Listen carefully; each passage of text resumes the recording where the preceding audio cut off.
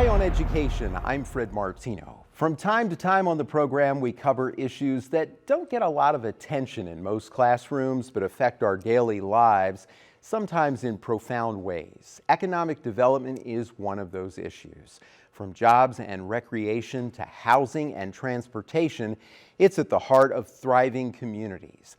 While many places in Illinois have been struggling, Marion is thriving. The city notes a second year with $1 billion in business. Yes, that is billion with a B. The city's mayor is a business owner himself with several car dealerships. We are very pleased to welcome Marion Mayor Mike Absher to the program. Mayor, thank you so much for being here today. Thanks for the invitation. It's great to be back at SIU. Well, it is good to have you here. You're an alum, and this is something that today is, as I mentioned in this introduction, that's so important for people to understand. I'm hoping to learn a lot about economic development in our conversation today, and I will tell you, I've been interested in this now for 2 years because I've been able to see you speak at the Marion Chamber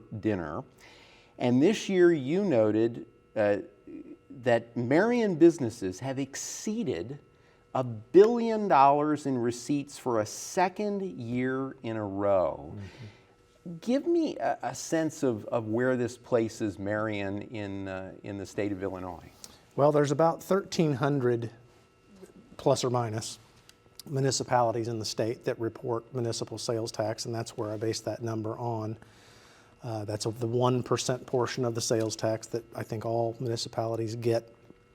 And so of that 1,300, I think Marion is probably ranked 45th out of 1,300 in the state. But if you look at the 44 above that, so to speak, you're going to notice there's just much, much larger towns there, and really none that are, I guess probably the closest one to us is O'Fallon. They are a little bit bigger than we are.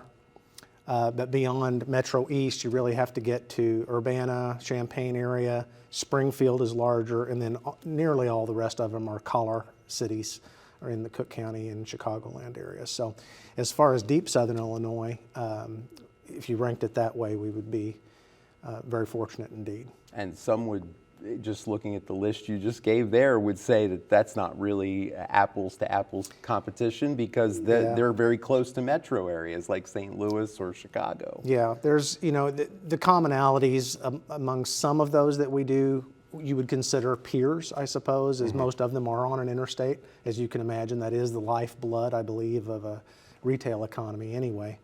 And so there's some commonalities there, but you've got to travel a little bit to see a town. So the interstate helps, of course. What are the other key reasons, in your view, for Marion's growth? Well, I have to mention the interstate again because I think that is indicative of our success to a large degree. You've also got Route 13, which is, I call an intrastate. It basically runs river to river. And the crossroads of that, of course, and 57 run through Marion. But we've also got Interstate 24 that terminates just about 10 miles south of Marion. And then, of course, Interstate 64 about 45 miles north of Marion. And so that stretch of Interstate 57 is really 3 interstates, if you think of it that way. A lot of people don't. That's also indicative of why we have lots of accidents on that stretch of road, which I'm glad to see that IDOT is improving that road constantly.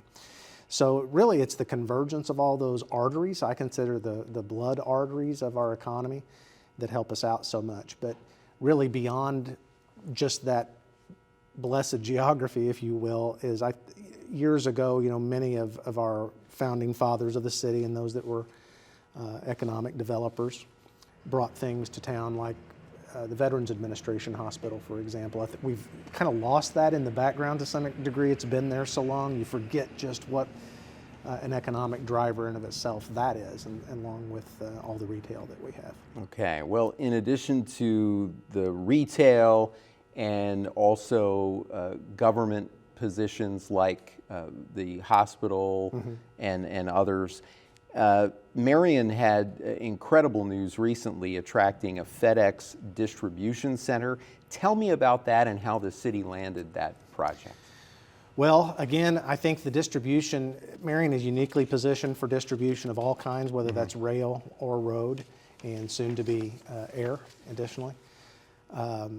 In terms of FedEx, we've really landed 2 distribution facilities in the last couple of years. One is ReaderLink, which is a large book distribution center, which is in the old Circuit City distribution building, which was very sparsely populated since Circuit City went out of business, and so they're going to be occupying the greatest part of that 1 million+ square feet that's in there. That was really our first win. Now FedEx, to go to your question, that's an interesting story. Actually, it got on our radar at the city level because I was eating pizza at a pizza place on the square, and someone that had knowledge of that kind of bent my ear and said, hey, I'm hearing this, and you guys really ought to reach out to them, which we did. And interestingly, it didn't get anywhere the first go round. But probably 6 months, 9 months later, they called back to Glenn Clare, our economic development director that had reached out originally, and it just sort of went from there. And we helped them try to site some places, and they landed where they obviously built, and the rest is history. All right. Well, you've been very successful as well in attracting some major chains to the city. Texas Roadhouse, a very busy restaurant, site work starting on a new Olive Garden. Those are just a few of the major restaurant chains. How does the city work to attract businesses like this? Well, in those cases, I think in both of those cases specifically, sometimes the city gets credit for stuff it shouldn't, and sometimes it gets the blame for things that it shouldn't too. But in both of those instances, it's actually the land developers that had reached out to those chains and negotiated those things, and we were involved, so to speak, but not necessarily at the beginning stages. So Olive Garden, for example, that latest one, really was a function of the landowner at the time that had reached out to them and convinced them to look at that property. That's for 20 years that's been rumored in Marion, and I'm glad to see that it's finally coming to fruition. So it's very important, I guess, for the city to work closely with land developers, to encourage them in the work that they're doing, and as much as possible, I would assume, make things as easy as possible when they're looking at new projects. Yeah, so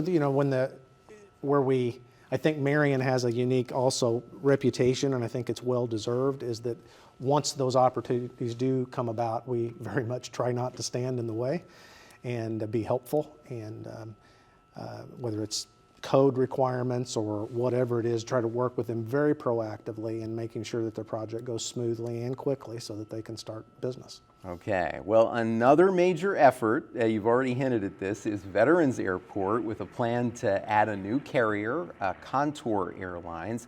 This is going to be able to bring commercial jet service back to the region and also Chicago flights as well. Give us a sense of how important this is to really, I would assume, not only Marion, but really the region. Yeah, it absolutely is important to the region. A couple years ago, maybe 3 years ago, the airport did a study as part of this process. The last go around when they were choosing an airline to come in with the Essential Air Service Program, EAS, which is a federal program. And they ultimately ended up choosing Cape Air again. But that study showed about 700,000 people from the Chicago area that ended up frequenting either Marion or Carbondale. And I think obviously so much of that is driven by SIU, but not simply just the university. I think it's SIH is another example. You've got a lot of traveling doctors, a lot of traveling nurses. And then thirdly, and maybe most overlooked, is this concept that I'm enamored with, which is natural tourism. There are some people that are organically finding out the resources we have just south of here, namely the Shawnee National Forest and the Garden of the Gods and all of the accoutrements that go along with those attractions. I think we've done a pretty poor job regionally as marketing that, but I think there's a huge opportunity just for that piece alone. But if just a percentage of those 700,000 people can hop on that aircraft, and you got to keep in mind this is a completely different class of aircraft than has been available before. This is a 30-seat regional jet. It's about 50 minutes, wheels up to wheels down, from O'Hare to Marion, and I'm told will cost far south of $100 one way. So that's a game changer, potentially. Time will have to tell and see how successfully that is marketed and thus adopted. But personally, I can see a billboard up on the Ryan that shows a picture of Camel Rock, for example, at Garden of the Gods, and says, for $55 and 49 minutes, you're a world away. And I think that's a huge opportunity for our entire region. Yeah, absolutely. And of course, we should say Contour Airlines is already established in Cape Girardeau and in Paducah, Yes. but not going to Chicago. So that's another reason why this also may be very attractive to travelers here who want to have a connection in Chicago. Yeah, we used to send quite a few people to export them, if you will, to Paducah to catch that O'Hare flight. For those that I've picked up people in Paducah that were trying to get here from Chicago. And I know there's some people that are upset because of the loss of the St. Louis connection. And like I said, time will have to tell. But the truth is you can get a whole lot more places in the world from Chicago than you can from St. Louis. And so I think that connecting hub will be far more impactful as well, even for those that want to export out of here. But I think we have an import opportunity for tourism and for the university. And like I said, time will tell, but I'm actually pretty excited about it. Yeah. Well, we will be watching. Not far from the airport, efforts underway to revitalize a former indoor shopping mall. Tell me about those plans. Well, like a lot of other things on COVID time, that has gone painfully slowly, it seems, to everybody else. But the truth is there's 330,000 square feet inside of there that needed to be deconstructed and reformatted, and that's been going on for the last couple of years. The idea there is for the new owners to turn that into a retail mixed development, including restaurants and entertainment. The concept is that retail can survive, but the way I have always thought of it and explain it to folks is that, we used to go to malls to shop, and we would also eat and entertain while we are there, hence the little kiddie rides and things that popped up in those big buildings. But now the paradigm has really turned upside down. People want to go eat and entertain themselves. They will also shop while they're at those kinds of venues. So the model's been turned upside down, and that's exactly what they envision there, including restaurants and entertainment. And we hope to have some pretty big news in the coming weeks on that, but not quite prepared to share that today. Okay. Well, folks will be watching because, of course, as you know, this is really something that's happening all over the country. That indoor shopping malls are either declining or going completely empty. Right. Marion, this will be an interesting experiment to see how successful this will be, because unlike some of those shopping malls, Marion was able to maintain the anchor stores like Target and Dillard's. So there's a stronger base, if you will, to see a resurgence. That's one of the reasons why I campaigned 4 years ago hard on it, and we've worked so hard on it, is that at minimum we owe it to those anchors to see that they can thrive, not just survive. And so, like I said, work's underway, and there'll be some news about that, I feel, in the next few weeks. Well, the owners of the mall have also brought a new baseball team to town. Now it has a name, the Thrillbillies. Tell me about the importance of sports teams and other efforts to have recreation and tourism grow in the city. Well, as I understand it, they're going to have about 50, if I remember right, home games, which is probably a smaller calendar than what the Miners had there. And it's a completely different kind of baseball. This is a wooden bat, collegiate level baseball that I'm told the level of play is very, very high and competitive. So that'll be great to see that come in. But in addition to that, they had a rodeo there last year and several other concert events. That rodeo, I think, brought in 5,000 people. And that's exciting to see. That I've always thought that stadium should and could be far more than just a baseball venue, and they're actually turning it into that. So that'll be exciting to see that all come alive too. I hope it can be used more than just the 50 or 60 nights a year for baseball alone. But we're glad to have baseball back, and I'm certainly glad the stadium didn't go dark. Yeah. Well, this again is something that we see around the country in different places where, as part of an economic development strategy, recreation tourism is really a focus. I moved here from the Southwest, and one of the cities near where I lived was El Paso, and the city actually knocked down its City Hall downtown and relocated it to build a baseball stadium in downtown El Paso. It's also used for soccer matches as well, because there's a professional soccer team, and that brought hotels and more restaurants and you name it. Well, sports tourism is something we're looking at very, very strongly, and with the baseball and the owners of the baseball stadium are looking at it very strongly, as the baseball stadium is just sort of the pinnacle of several other fields in that area that can drive lots of sports tourism traffic and drive some economic growth too. So I think you're exactly right. I think that all communities need to look at that as well. All right. Well, Marion has also been a leader in providing permanent services for area residents. The Hub Recreation Center looks like the kind of facility seen in much larger cities. Tell me about the importance of the Hub and efforts like that. Well, the Hub specifically has a really diverse set of offerings, everything from swimming to basketball, weightlifting, lots of classes like yoga and kickboxing. My wife takes both of those at the Hub. And most recently, of course, pickleball, which seems to be taking over the world. We have somewhat of a conflict now between basketball players and the pickleball players that want their courts laid out. But what you see there is engagement. You see our community members engaging there. And so the importance of having a facility like that, not that every town can or maybe even should have that, but I feel like those are the kinds of offerings that make residents enamored with their town, appreciative of their town. It's got a sticky factor. They want to stay there because there's those kinds of things to be involved in. So we're very blessed to have that facility and to keep investing in it and in its offerings for all of our residents. Okay. People also need, in order to an area to grow and for folks to do well, they need affordable housing. And some say this is a really major challenge for Illinois. Marion is unusual in that you do not levy a city property tax. Tell me about the importance of that.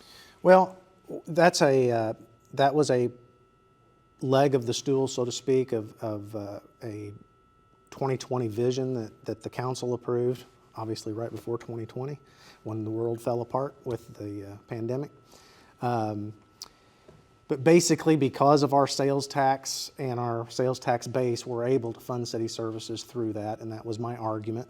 It's a trade-off for a little higher sales tax versus no property tax for city services. It does put us in a pretty unique spot. At that time, I haven't caught up with the numbers, but we were talking about how many municipalities there were, and there's about 1,300. At that time, there were only 4 or 5 in the state of Illinois that did not levy a property tax. So that puts us in pretty rare air. And it does make our, from a property tax standpoint, it does make us a little bit more competitive than some surrounding communities. Gives us a little bit of bragging rights, I suppose. But the reality is that we just didn't need to tax our residents for those services, that the sales tax base would cover that. So, but back to the affordable housing, this is a huge issue for all towns. You're probably going to ask me a question more broadly about property taxes in the state. And I've got a little bit different view on that one. Everybody, including me, gripes about it. I'm fortunate enough that I've had business interests in other states, and what I've noticed there, I did an analysis several years ago. So where you have lower property taxes, you usually have personal property tax, and in some cases you've even got income tax at the city levels. In Kentucky is a good example of that. And in Missouri, there's a lot of personal property tax and taxes you got to pay on your car, for example, every year over and over. Same way in Kentucky. So in my mind, a lot of that stuff balances out. It did, at least for my businesses when I looked at it. Nobody likes the taxes, but it always felt to me like one state or the other, they're gonna get what they need to operate, sort of one way or the other.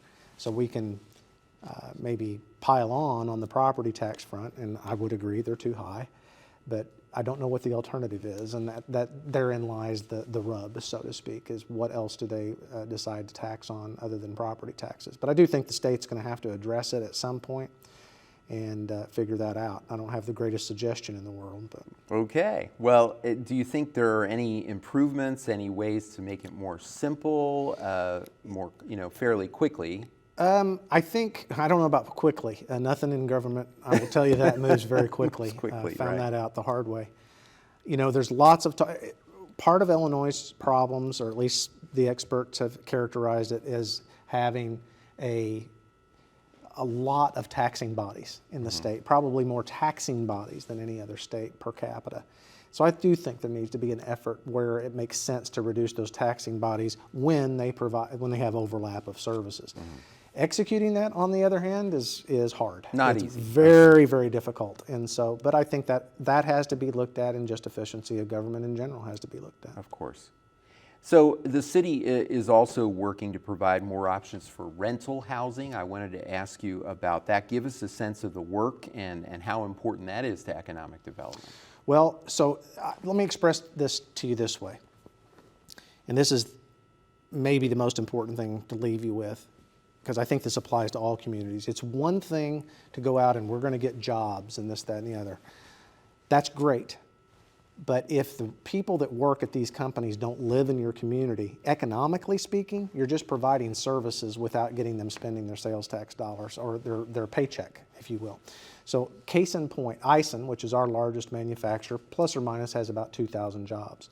How many zip codes do you think Eisen sends its paychecks to? Or in other words, if Marion is one of those that has people that work there, how many other zip codes other than Marion do you think are employed at Eisen? Any idea? Goodness, I bet that's a lot. I 80, bet it. the last number 80? I had, 81 more than Marion. So there's 82 at one time anyway, I recently. was going to say 20. So Yeah, I so was it's way off. shocking, right? I mean, it's shocking. And my point is, you've got to have the housing stock, whether that's rental or just attainable housing, affordable housing, whatever moniker you want to put on it, if you want to retain those paycheck dollars. And that's hard. But the fact of the matter is, a lot of people don't like rentals and apartments that come in, but the world's changing. A lot of people don't want to own a home anymore. My kids, for example, their age, they don't want to own a home. They want something a little bit more simpler and not have all the maintenance. So I think it's a mix you got to have of all of that. But at least I think we're recognizing what the trends are, and we're trying to inspire some developers to build some of the stuff that the market actually needs, so that we can retain those paycheck dollars for all those jobs that are located in Marion. And maybe attract more employers. It is absolutely a virtuous cycle that you create with that, no question about it. A few minutes left, and I also wanted to ask you about something you touched on in terms of you said there was a need to market our state parks, for instance. Are there other areas where you think there could be more collaboration in Southern Illinois to boost economic development? Yes. Steve Mitchell, who is the economic director for Carbondale, and I talk about this all the time, and I'm so proud of Marion's new relationship with Carbondale. But the way I expressed it to him the other day is, I think all of our towns, in terms of the Shawnee National Forest, I think we could be the Gatlinburgs, if you will, if you think of it that way, which is at the foothills of the Smoky Mountains. I think all of our towns, from Murfreesboro all the way to Shawneetown, I think we're all at the foothills of this great natural resource. And we do need to be working together each and every day on a common strategy on how to accentuate that, so that we all benefit from it. And Steve and I have had numbers of conversations about it and are working together on several different things, and that's exactly what we need to be doing. Okay. Final question. You are a business owner yourself, as I mentioned in the introduction, a number of car dealerships in Marion. Give me a sense of how this helps you in your job to understand needs and sell the city to others. As far as selling the city, good, bad, or indifferent, I've lived all of my life with one short exception in Marion. And it is easy to sell because I believe in it. And it's just quite that simple. My family's done business there for 75 years. I've been there all 53 years. And it's, to me, the greatest place on earth. But it's very helpful to actually conduct business in Southern Illinois in order to sell Southern Illinois. It's easy to do business here, and you try to convince people of that, but the truth is it is easy to do business here, and I'm preaching that from the rafters every time I get a chance. Well, we appreciate you coming in to talk with us today and learn a little bit more about some of the work being done. I appreciate the invitation. Thank you. Thank you for being here. My guest, Marion Mayor Mike Absher, that is Eye on Education. Thanks for being here. For all of us at WSIU, I'm Fred Martino. Have a great week.